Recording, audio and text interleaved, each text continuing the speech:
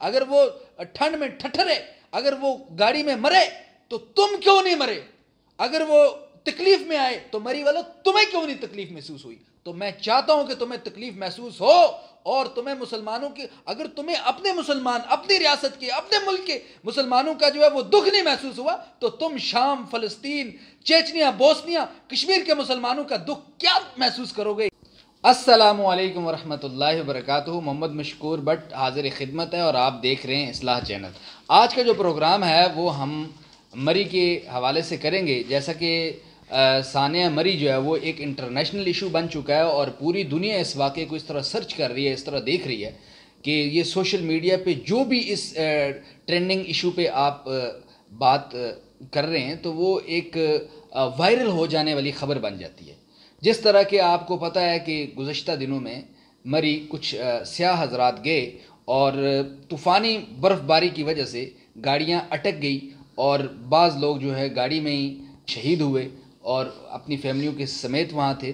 تو یہاں اس واقعے میں بعض ایک اگر ہم اس کا پہلو دیکھیں تو یہ نظر آتا ہے کہ ایک طرف وہاں کی جو انتظامیہ ہے، وہاں کے جو ہوٹل ایسوسی ایشن ہے، وہاں کے جو گیسٹ ہاؤس والے لوگ ہیں، ایک طرف تو یہ نظر آ رہا ہے کہ انہوں نے زیادتی کی، لیکن دوسری طرف جب ہم جاتے ہیں تو یہ پتہ چلتا ہے کہ اگر موسم خراب تھا تو لوگوں کو اپنے گھروں سے نہیں نکلنا چاہیے تھا۔ تو اسی حوالے سے آج ہم نے اصلاح اسٹوڈیو میں ہمارے ساتھ تشریف رکھتے ہیں جناب محمد مقصود بٹ صاحب، اور میری بائیں طرف تشریف رکھتے ہیں جناب آصف ربانی بٹ صاحب۔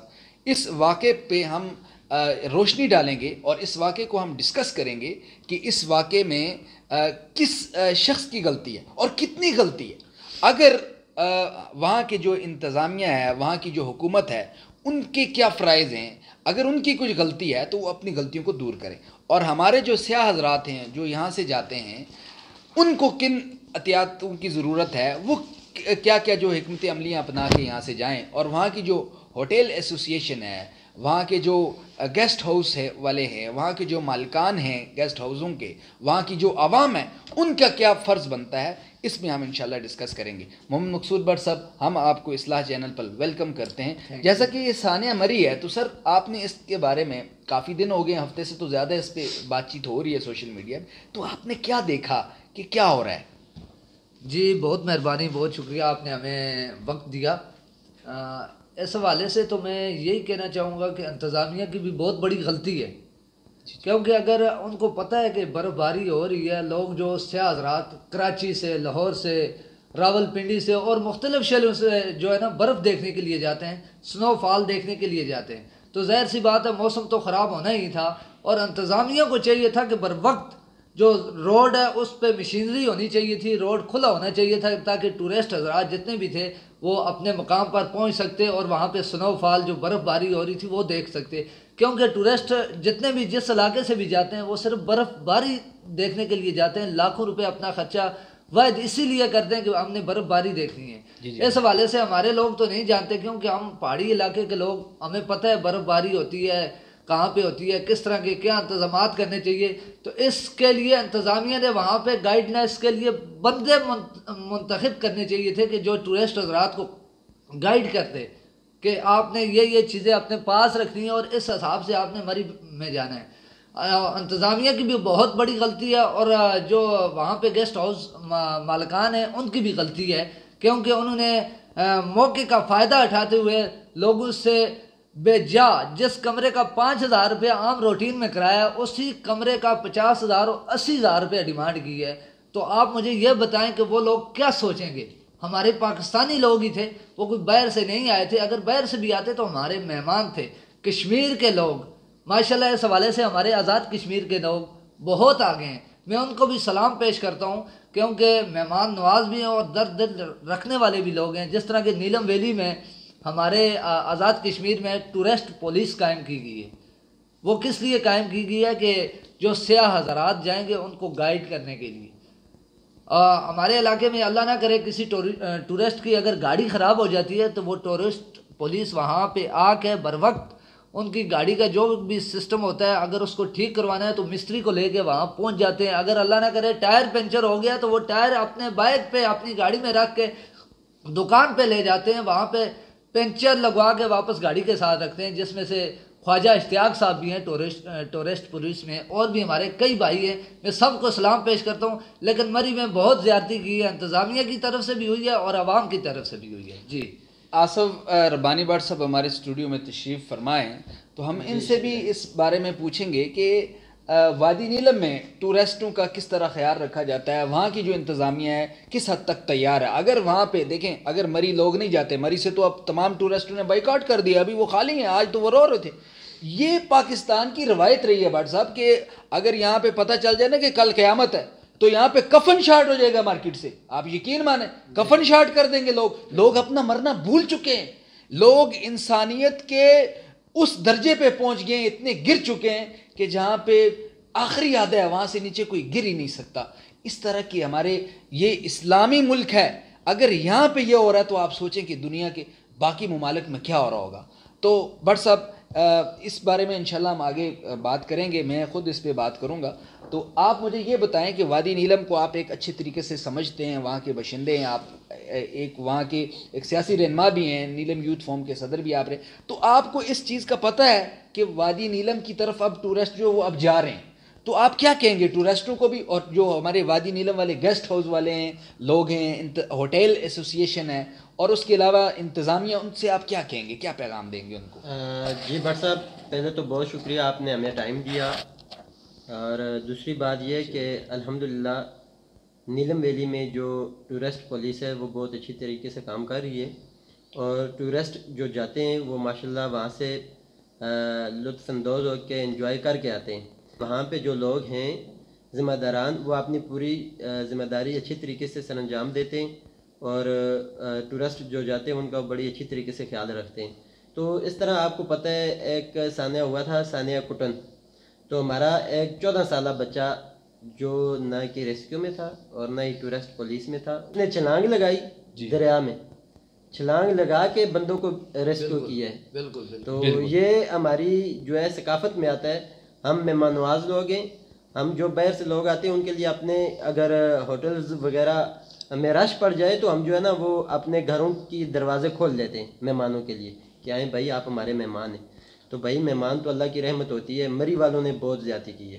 جی بٹ صاحب. جی بالکل. جس طرح وہاں پہ ایک پل گرا تھا وادی نیلم میں، یہ آج سے 2 سال یا 2.5 سال پہلے کی بات ہے، تو وہاں ٹورسٹ گئے تھے، وہ ایک سیلفی رہے تھے، پل لکڑی کا تھا، تو پل گرا تو وہاں سے تقریباً 10-15 لوگ جو تھے وہ ایک ندی میں، ایک دریا میں گر گئے. تو وہاں کے جو لوکل بندے تھے، وہ جو دیکھ رہے تھے، ان کے ساتھ بھی نہیں تھے، وہ کودے اس دریا میں ان کی جان بچانے کے لیے، اور وہاں پہ ایک بندے کی کیجویلٹی بھی ہوئی ان بندوں کو بچانے کے لیے. 14 سال کا بچہ تھا. وہاں ان لوگوں کا جذبہ دیکھیں کہ کتنی محبت ہے ان کو اپنے لوگوں سے. لیکن یار مری والو، تم بھی یار ہمارے بھائی ہو، تم بھی یار ہم میں سے ہی ہو، تو ہم کس طرح تمہیں سمجھائیں کہ تم کیا سمجھ رہے ہو یار، تم کیا سمجھ رہے ہو دوسروں کو، تم ٹورسٹوں کو کیا سمجھ رہے ہو کہ وہ کوئی مطلب وہ کسی اور دنیا سے آئے، کیا وہ انسان نہیں ہے؟ تو یار تم خدا کے لیے کچھ نہ کچھ خیال کرو تم لوگ.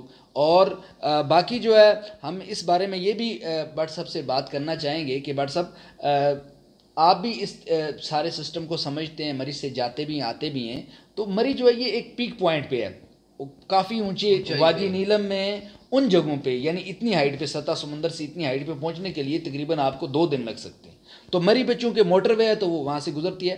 لیکن نیلم ویلی سے جو روڈز جاتے ہیں، اگر مری میں اس ٹائم 5 فٹ برف ہے یا 6 فٹ برف ہے، تو وادی نیلم کے روڈوں پہ 3-3 4-4 انچ برف ہے. وہاں پہ اتنی برف باری مطلب نہیں ہوتی، اتنی ہیوی سنو فال نہیں ہوتا. مطلب یہ کہ جو مین روڈ ہیں وہ کافی سطح سمندر سے کافی قریب ہیں تقریباً، لیکن جو مری ہے یہ سطح سمندر سے کافی ہائٹ پہ آ جاتا ہے، اونچائی پہ آ جاتا ہے. تو آپ کیا کہیں گے ٹورسٹوں کو کہ اگر وہ مری سے نہ جانا چاہیں تو وہ مانسیرا ایبٹ آباد جو DT روڈ ہے اس سے سفر کر کے نیلم ویلی جائیں؟ موٹر وے اب بن گئی ہے جی بھٹ صاحب. اب تو ایبٹ آباد مانسیرا والی سے سائڈ سے موٹر وے بن گئی ہے، ہائی وے ہے، آپ وہاں سے گزر کے جا سکتے ہیں سیدھا مظفر آباد. اور مظفر آباد سے پیچھے جو ہے وادی نیلم کا علاقہ ہے، ماشاءاللہ بہت خوبصورت علاقہ ہے. پہلے وہاں پہ روڈ کا جو مسئلہ تھا، روڈ ٹھیک نہیں تھی، اب ماشاءاللہ روڈ بھی बन रही है, थोड़ी बन गई है, और कुछ जो ऐसा रहता है वो भी इंशाल्लाह 1 साल के अंदर अंदर तैयार हो जाएगी। और मुजफ्फराबाद के करीब भी बट साहब, सॉरी मैं आपकी बात कर रहा हूँ, पीर चनासी भी बड़ा करीब तरीन, पीर चनासी भी बहुत अच्छा पिकनिक पॉइंट है, वहाँ पे भी आप जा सकते हैं। और उसके अलावा वादिया नीलम भी बहुत खूबसूरत जगह है, आप शारदा में जाएँ। उसके अलावा दुधन्याल, चांगन, 8 मकाम और केल, अड़ंग केल, बहुत ही खूबसूरत जगह है। अगर लोग जाएं वहाँ की तरफ तवज्जो दें, हमारी इंतज़ामिया अगर तवज्जो दे, रोड मुकम्मल हर सूरत जो है ना मशीनरी हर जगह पे खड़ी रखे, तो हमारे जो सयाह हजरात हैं, पाकिस्तानी भाई हैं, वो इंशाल्लाह नीलम वैली की तरफ, आज़ाद कश्मीर की तरफ ज़रूर रुख करेंगे। हमें बहुत उम्मीद है कि हमारी इंतज़ामिया जनाब, जो कि अभी वादिया नीलम में हुकूमत इस टाइम हमारे जो लीडर हैं, जिन्होंने लीड ली है, जीते हुए हैं, मियाँ अब्दुल वहीद साहब हैं और शाह गुलाम कादर साहब हैं। एक हल्के में अगर वो अपना काम करवाएं, दूसरे हल्के में मियाँ वहीद साहब इस पे तवज्जो दें, तो मैं उम्मीद से कहता हूँ कि स्याम का रुख वादिया नीलम की तरफ ज़ोरों शोर से होगा।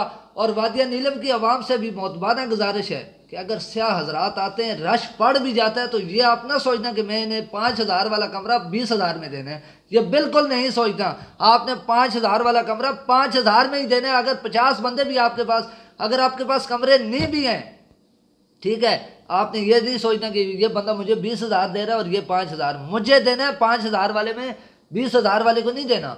ये चीज़ ध्यान रखनी है और किसी को लूटना नहीं। उसके लिए किसी और जगह इंतजाम करना है कि शॉर्टेज हो ही ना। चूंकि जिस तरह के भट्ट साहब ने, आसिफ भट्ट साहब ने बात की कि वहाँ के लोग तो अपने घर खोल देते हैं अगर इस तरह की इमरजेंसी हो कि यार आओ आप अपने हमारे घरों में रहो, आप हमारे भाई हैं।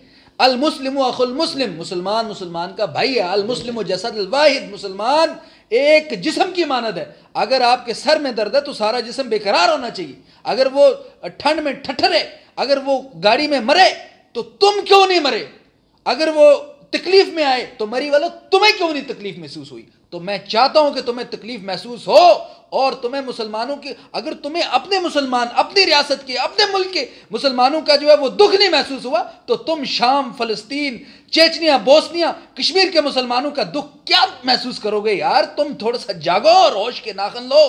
तुम जो है इस दुनियावी लालच में बहुत आगे चले गए हो, तुम तो जानवरों के भी उस लेवल से नीचे आ चुके हो। तो मैं खुदा रहा यार तुमसे ये रिक्वेस्ट कर रहा हूं कि अपने ज़मीर को थोड़ा सा झंझोड़ो, अपने ज़मीर को झंझोड़ के इंसानियत के सही रास्ते पे आएँ। आज का हमारा प्रोग्राम इन्हीं लफ्ज़ों के साथ ख़त्म होगा। इंशाल्लाह हम नेक्स्ट एक और प्रोग्राम में आपके साथ मिलते हैं। हमें इजाज़त दीजिए। आज हमारे मेहमान ख़ुसूसी थे जनाब आसिफ रबानी भट्ट साहब और हमारे ऑर्गेनाइज़र थे इस प्रोग्राम के जनाब मोहम्मद मकसूद भट्ट साहब। इंशाल्लाह हम मिलते हैं एक और नेक्स्ट वीडियो में। वस्सलामु अलैकुम व रहमतुल्लाहि व बरकातुहू।